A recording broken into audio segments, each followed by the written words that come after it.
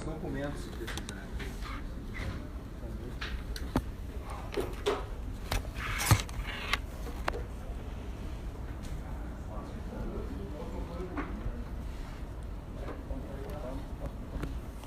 Ok, professor?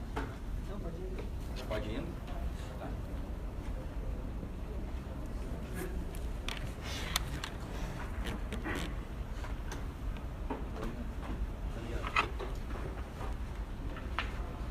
Só um minutinho.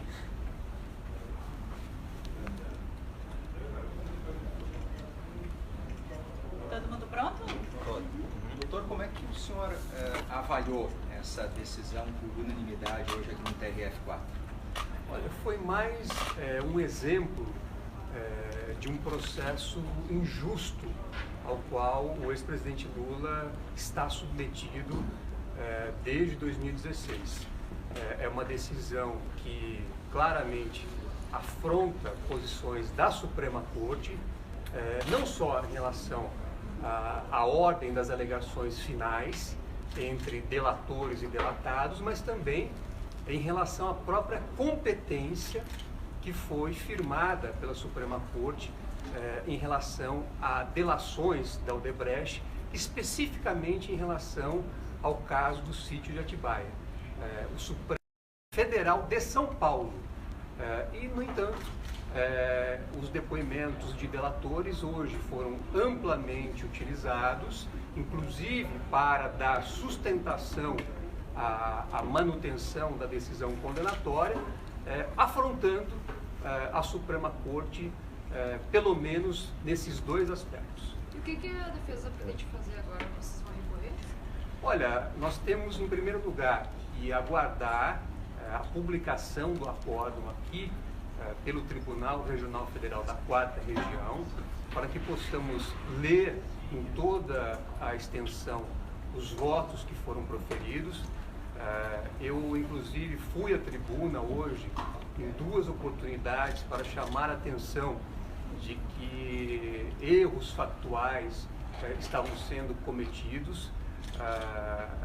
Então, nós precisamos analisar os votos, ver os erros, inclusive os erros factuais cometidos, e aí decidimos qual o recurso que será interposto. Se será um recurso ainda no âmbito do TRF da 4ª Região, ou se será um recurso já para os tribunais superiores. Mas certamente iremos recorrer, até porque, insisto, a decisão anunciada hoje é uma decisão que claramente afronta a Suprema Corte, não só em um, mas em alguns aspectos que foram, inclusive, colocados por mim da tribuna. Doutor, mesmo lhe perguntar, de que maneira o senhor acha que foi uma afronta ao STF? Olha, em dois aspectos pelo menos. Primeiro, como eu já disse, o Supremo acolheu um recurso que foi por nós interposto para definir que a análise das delações de executivos da Odebrecht, especificamente em relação ao sítio de Atibaia, deve ser feita pela Justiça Federal de São Paulo. Então, mais uma vez, o Supremo reconheceu que a Justiça Federal de Curitiba e, consequentemente, o Tribunal Regional Federal da 4ª Região não tinha competência para analisar esse caso do ex-presidente Lula. E, em segundo lugar, porque a decisão de hoje é incompatível com o posicionamento da Suprema Corte em duas oportunidades ao definir que é necessário dar à defesa dos corréus delatados a oportunidade de falar após os corréus delatores. Então, o caso que foi julgado hoje aqui pelo Tribunal Regional Federal da 4ª Região é exatamente igual aos dois casos já analisados pela Suprema Corte, seja no âmbito da segunda turma, seja no âmbito do plenário. Então, não há nada que justifique um tribunal de apelação, ao meu ver, tomar uma decisão que não se coaduna com o posicionamento já adotado pela Suprema Corte na análise tanto feita no âmbito da turma, pelo órgão fracionário, como também pelo Tribunal Pleno. Doutor, quando eles alegaram que é preciso a necessidade de comprovar prejuízo para que valha a regra do STF de que deve haver prazo diferenciado, acho que eles inventaram isso e como é que o senhor pensa em combater depois, ou vai? Essa discussão já houve no Supremo, inclusive no plenário houve alguns votos que discutiram essa situação, mas a realidade é que o caso julgado hoje é idêntico aos casos em que o Supremo entendeu que havia a necessidade de reconhecer o direito da defesa do corréu delatado de falar depois do corréu delator. É preciso lembrar que esse julgamento ele ocorre 19 dias após o ex-presidente Lula ter deixado a prisão, onde ele ficou por 580 dias ilegalmente detido. Então, é um recurso que foi analisado mais uma vez em tempo recorde. Nós obtivemos na presidência do tribunal uma certidão mostrando que no momento em que esta apelação julgada hoje ingressou neste tribunal, havia outros 1.941 recursos idênticos aguardando o julgamento. Então, a pergunta que tem que ser feita é: esses outros 1.941 recursos que estavam na frente da fila já foram julgados? É uma primeira pergunta que precisa ser feita. A outra questão que precisa ser colocada é que hoje nós vimos argumentos políticos sendo apresentados ao invés de argumentos jurídicos. Desde a fala do Ministério Público até os votos proferidos, todos eles recorreram a argumentos, a posições políticas. E a questão do direito ficou, evidentemente, desprezada. Muito se falou sobre reformas no sítio de Atibaia, quando, na verdade, a discussão que teria que ser feita é: o ex-presidente Lula, na condição de presidente da República, praticou algum ato da atribuição do presidente da República e recebeu uma contrapartida diretamente em razão dessa atuação? Essa questão não foi enfrentada. Só que a análise da acusação necessariamente teria que passar por esses aspectos, porque o crime de corrupção passiva pressupõe o que se chama de qui pro quo, que é você praticar ou deixar de praticar um ato de ofício, um ato da atribuição do funcionário público e receber em contrapartida uma vantagem indevida. Só estará configurado o crime de corrupção passiva se houver essa demonstração. E isso não foi analisado. Qual foi o ato da competência do presidente da República que Lula praticou, segundo o que foi julgado hoje aqui? Mais uma vez recorreu-se à prática de atos indeterminados. E ninguém pode ser condenado com base em atos indeterminados. Então, é uma decisão que, mais uma vez, despreza o direito e busca na política a sustentação para manter uma condenação.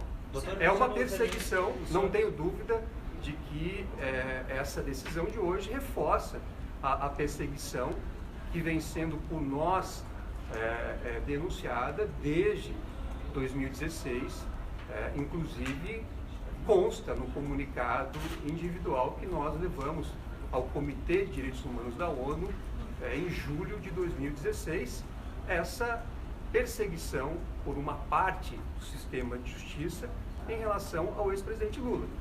E o que ocorreu hoje aqui reforça essa posição que sempre foi por nós colocada. Agora vocês tiveram uma vitória, né? Qual será agora a estratégia adotada pela defesa para tentar reverter essa decisão aqui no TRF4? E, emendo uma outra pergunta num combo, existe a possibilidade também, como é que a defesa analisa o julgamento na 8ª turma, onde as preliminares foram destacadas depois com o julgamento do mérito, houve aí um equívoco por parte dos desembargadores? Bom, primeiro é preciso aguardar o acórdão para que a gente possa definir se o recurso será apresentado diretamente aos tribunais superiores ou se ainda temos alguma discussão a ser feita aqui no Tribunal Regional Federal da 4ª Região. A questão do destaque de uma nulidade, ela causa bastante perplexidade. Primeiro, a ilegalidade foi reconhecida pelo STJ no habeas corpus que nós impetramos, e depois de reconhecida essa ilegalidade, houve uma situação que, ao meu ver, ainda precisa ser esclarecida, porque o Ministério Público, aqui da 2ª instância, mudou radicalmente a sua posição em menos de um mês. Primeiro defendeu a anulação parcial do processo e, menos de um mês depois, apresentou uma posição totalmente contrária. Então, o que terá movido, o que terá justificado uma mudança tão radical na posição do Ministério Público? É uma pergunta que eu deixo aqui. De qualquer forma, a nossa atuação será e continuará sendo com foco na nulidade de todo o processo, em razão dos inúmeros vícios que nós apresentamos e que foram hoje reforçados da tribuna, em especial a incompetência da Justiça de Curitiba e, consequentemente, do TRF4, a suspeição do ex-juiz Sérgio Moro, que foi o responsável por toda a instrução desse processo, e também a suspeição da magistrada que proferiu a sentença, que nós provamos que foi elaborada mediante aproveitamento de uma decisão do ex-juiz Sérgio Moro. Com o devido respeito, esse aproveitamento macula a decisão e o caso também era exatamente igual a um outro caso que foi julgado aqui pelo Tribunal Regional Federal da 4ª Região há menos de um mês, quando o tribunal reconheceu a nulidade de uma sentença da mesma magistrada porque ela havia aproveitado trechos de uma peça processual sem fazer referência a ela. Qual foi a tese acatada, doutor? Ele foi parcialmente, teve uma tese acatada da apelação ou não? Não. No caso de vocês, não até a apelação interposta em favor do ex-presidente Lula, ela foi substancialmente rejeitada e ainda houve um aumento da pena, de forma que é uma decisão que, como eu já disse, ela foge de qualquer parâmetro jurídico e reforça a perseguição política que está sendo imposta ao ex-presidente Lula, num caso evidente de lawfare, que é justamente o uso das leis e dos procedimentos jurídicos, o uso perverso e estratégico para fins de perseguição política. Doutor, em relação às mensagens da Vaza Jato, se diz que elas foram obtidas ilegalmente, mas jornalismo não é uma atividade ilegal, né? Então a publicação delas está conforme a lei. Por que essas mensagens não são aceitas para serem incluídas aí? E se o senhor acha que talvez o STF pode considerar, de fato, o conteúdo dessas mensagens? Olha, as mensagens da Vaza Jato, elas reforçam integralmente todos os vícios que nós, a defesa, apresentamos desde 2016, mostrando que o ex-presidente Lula não teve direito a um julgamento justo.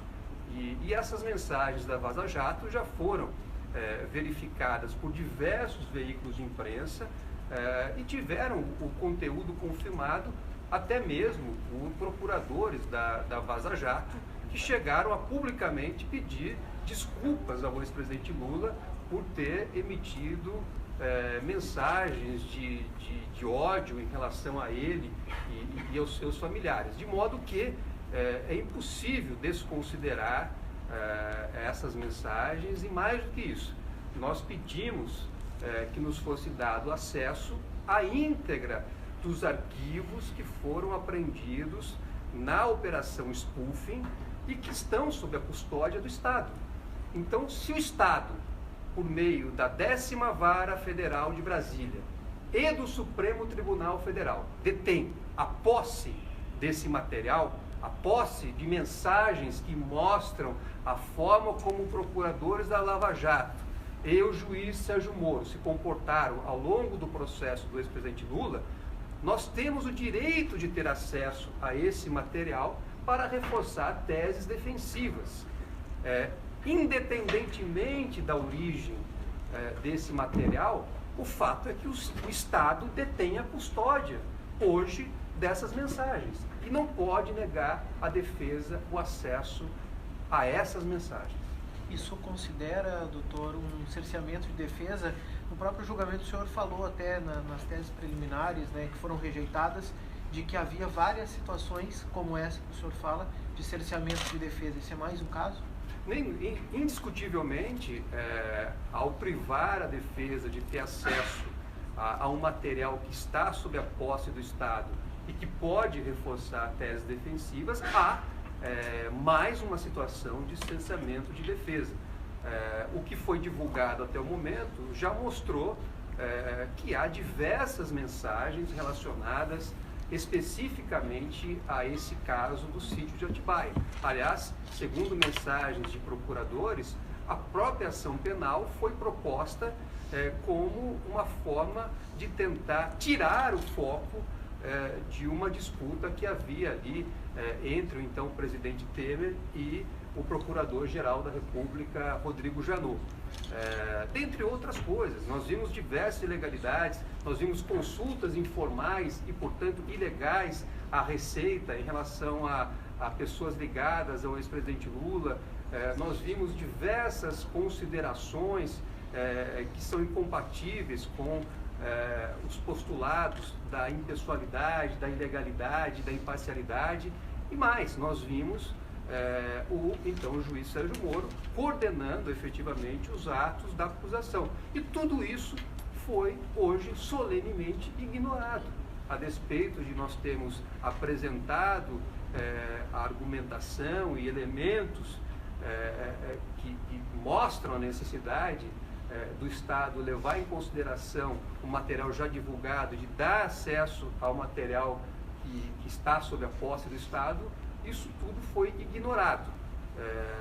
O tribunal preferiu negar à defesa acesso a esses elementos e trabalhar em cima de elementos que foram basicamente construídos pelos procuradores da Lava Jato com o auxílio do então juiz Sérgio Moro.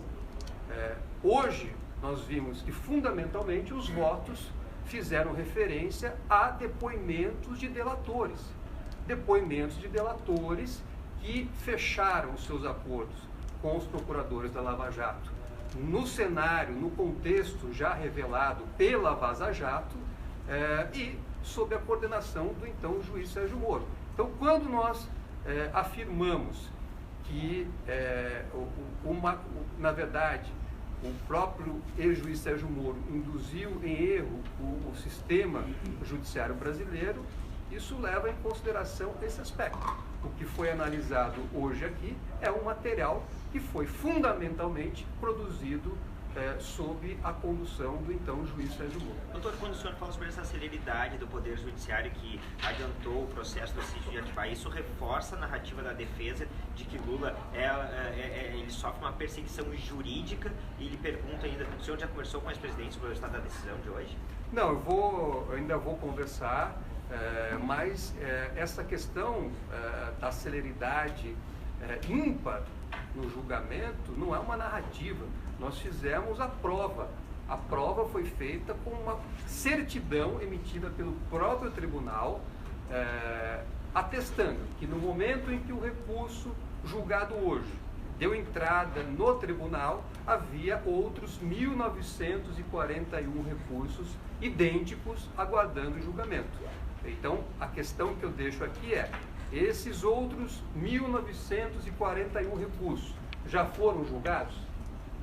Se não foram, houve um atropelamento. A fila da ordem processual acabou sendo desprezado.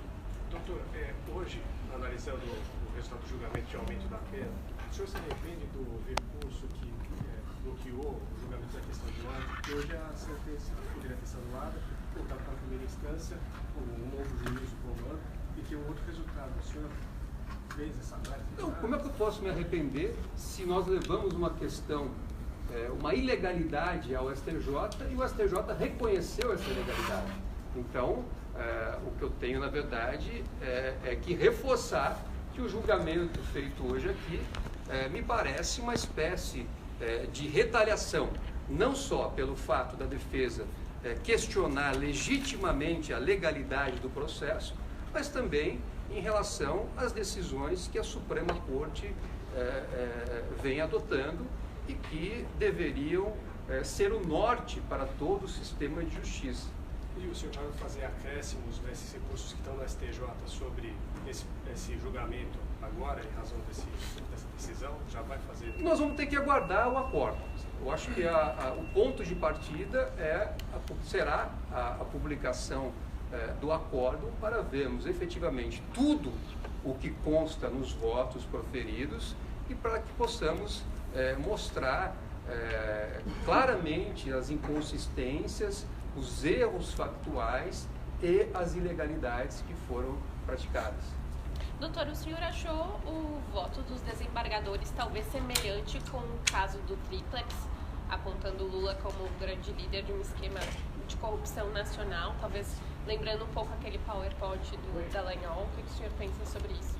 Nós temos um ponto específico do nosso recurso apontando que este processo do sítio de Atibaia, na verdade, é uma cópia do processo do Triplex. Então, jamais poderia haver uma acusação idêntica, como é o caso, e hoje os votos proferidos mostram claramente que o ex-presidente Lula está sendo condenado em duplicidade por uma mesma hipótese acusatória. Então, além de não ter praticado nenhum crime, hoje foi aqui imposta uma condenação idêntica à que já havia sido imposta no caso do Triplex. E isso é mais uma ilegalidade. Existe um princípio chamado ne bis in idem, segundo o qual ninguém pode ser acusado e muito menos condenado pela mesma hipótese acusatória. E mais uma pergunta, em relação à majoração da pena, o senhor causou estranhamento? A gente esperava que talvez, por exemplo, mudando o entendimento dos outros réus, por exemplo, no caso do Bunlai, talvez fosse diminuir a pena desse presidente. O que o senhor pensou sobre essa majoração da pena? Eu acho que, na verdade, discutir a pena, evidentemente, é uma pena exacerbada, ela foge até mesmo do parâmetro já analisado pelo STJ no caso do Triplex. E de qualquer forma, a nossa discussão, o nosso foco não é em relação à dosimetria da pena, mas é o fato do ex-presidente não ter praticado nenhum crime. Eu insisto aqui, veja que a própria pena foi majorada aplicando-se o parágrafo 1º do artigo 317 do Código Penal, que exige a demonstração de um ato de ofício. Então, qual foi o ato de ofício praticado pelo ex-presidente Lula? Os votos, pelo menos os votos lidos na sessão, não indicaram nenhum.